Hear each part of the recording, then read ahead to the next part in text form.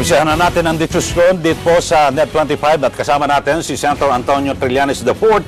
Senator, magandang gabi po sa inyo. Good evening sa iyo, Eli. Apo.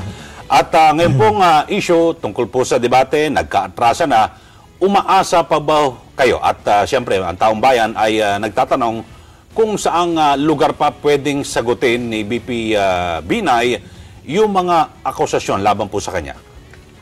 Ang pinakamagandang venue talaga is sa Senado. At doon under oath siya at doon naman inilabas yung mga paratang laban sa kanya. So doon sana ang best na venue. However, nung hinamon niya po tayo sa isang debate, nakita natin, this is another opportunity for him na ito nga, controlled environment, makakapagsalita siya ng sarili niya, and yet sinayang din niya itong pagkakataon na ito. Apo.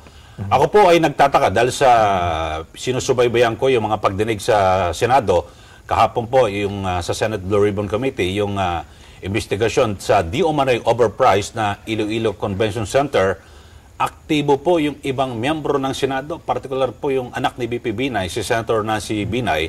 Pero bakit po sa Senate Blue Ribbon Subcommittee na pwede niya rin siguro sa pamamagitan ni Senator Nancy ipaabot yung mga paliwanag o depensa ni BP Binay, hindi ginawa. At yung mga kalyado rin po sa oposisyon, bakit parang lagi po kayong tatlo na lang ho sa subcommittee?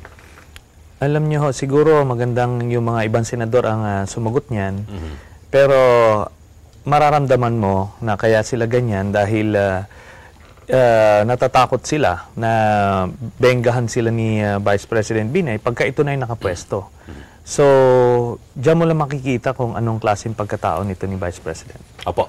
At para po sa inyong katanungan o opinion dito po sa diskusyon at pwede ho, bukas po ang aming linya kay Vice President Binay kung gusto nila magbigay ng reaksyon.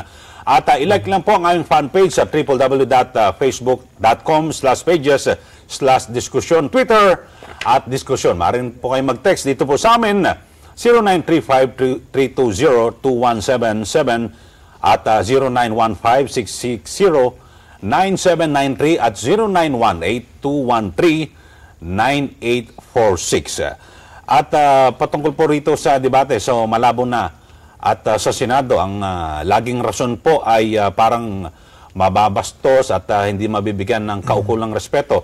Pero sa nangyari po sa Senado at kay Senate President Franklin Drilon, ang sinasabi dapat daw po itong tularan dahil sa kahit siya ay Pangulo ng Senado, ay unang-una at nagboluntaryo na sumipot sa pagdinig.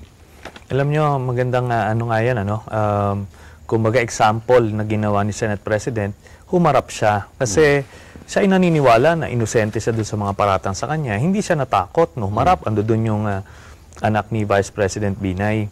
At saka alam nyo, maganda yung sinabi kanina nung na-feature dun sa clip nyo, yung isang mamamayan, na sabi niya, pera to ng mamamayan eh.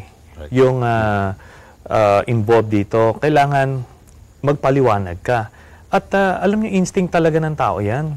Kung ikaw inosente, talagang haharapin mo yan ang buong tapang. Pero kung talagang guilty ka, magtatago ka talaga. Opo.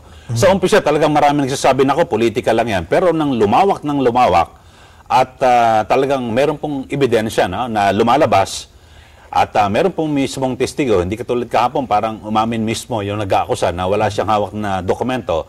Dito po ay nagkaroon ng interest ang taong bayan. At so, yung sinasabi nga ng ating kababayan, mahalaga, importante dito ay pera ng taong bayan. Pero ako nakikita ko rito, Senator, ay pangalawa sa pinakamataas na opisyal ng gobyerno, inaakusahan ng katiwalian. Siguro karapatan po ng taong bayan na malaman kung ano ang katotohanan dito. I agree. Isang punto rin yan. Bukod sa Vice President siya ng Pilipinas, ay siya ay naghahangad tumakbo ng pagka-presidente ng Pilipinas. So kung ganyan pa lang yung pinapakita niya ngayon pa lang, paano yan pag naging presidente ng Pilipinas? Talagang magko-cover up na lang lahat ng mga anomalya sa gobyerno. Opo. Pero dito nagsimula sa Makati Parking Building 2 at kung ano man ang talagang totoong pangalan dahil sa nagtalo pa kayo ni Senator Nancy kung ano ba talagang pangalan. Pero dito ho ay ang sinasabi parang masyadong lumalawak at kung saan-saan na tumawid hanggang Batangas. So ano ho ba talaga ang pinakalayunin at saan po ba hahantong, Senator, ito pong investigasyon? Ang sa atin kasi, ang objective ng isang Blue Ribbon Committee, tatlo yan. Una ay yung legislation, ano? So kukunin natin, pag-aaralan natin yung mga problemang lumalabas, mga anomalya, at gagawa tayong mga panukalang batas para hindi na ito maulit, hindi lang sa Makati, kung hindi sa iba't ibang syudad at munisipyo sa buong Pilipinas. Pangalawa ay ang Blue Ribbon Committee kasi hindi nalalaman ng mga kababayan natin, ay ang tunay na pangalan nito ay Committee on Accountability of Public Officials. Ang primary mission nito mag-imbisiga ng mga anomalya, mga offenses ng public officials. So in the end, magre-recommenda ito whether to prosecute yung mga involved public officials. So pangalawa yon. Pangatlo, yung public information. Maintindihan ng mga kababayan natin kung paano nangyayari itong mga anomalya na ito at mga acts of corruption para makikita nila na ganito pala ang kalakaran sa iba't ibang sektor ng gobyerno. Apo.